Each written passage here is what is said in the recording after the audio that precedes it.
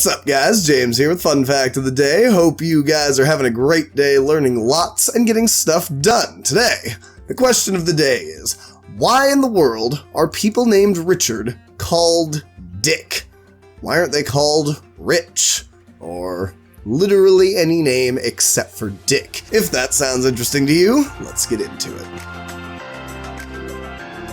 So in order for us to understand why people named Richard are actually called Dick, we have to go back to the old days of Germany, because it is an ancient Germanic root word, and not only that, it was an ancient Germanic name, kind of. It was actually pronounced Rickard, or Ricciord, or something very similar to those. I'll put the pronunciation down here. It doesn't even look like it's in English or something. Can you believe that? Anyway, it basically breaks into two root words, the first one being Rick, which means ruler, and then the second one being hard, which, actually does mean hard, and then also means things like tough, stern, sturdy. It had kind of a variety of meanings back in the day, but basically it meant a hard ruler. Now, you're probably thinking, well, I can see where the name Dick came from. Now, unfortunately, for the comedy quality of this video, it doesn't actually have to do with one of these.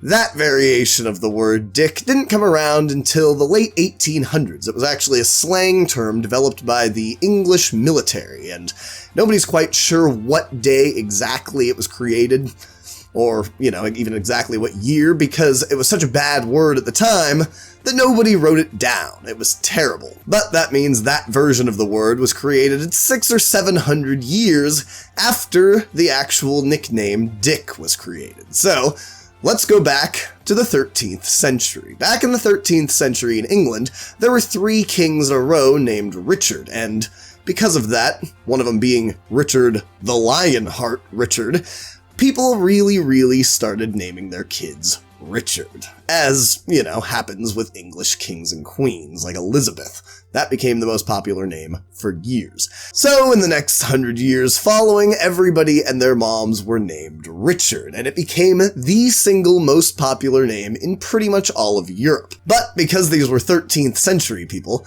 they weren't exactly the smartest bunch or the most literate.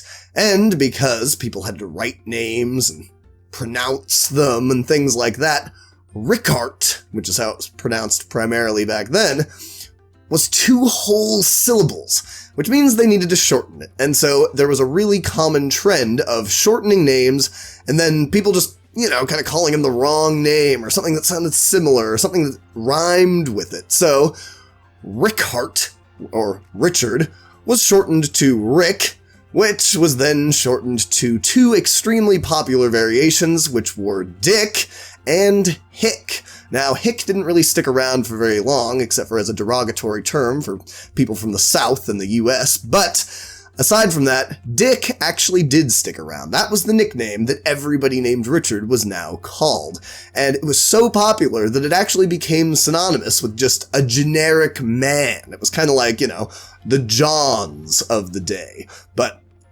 Dicks of the day. And fun fact of the day, this is the exact same method and time period that words like William and Robert were shortened into Bill and Bob.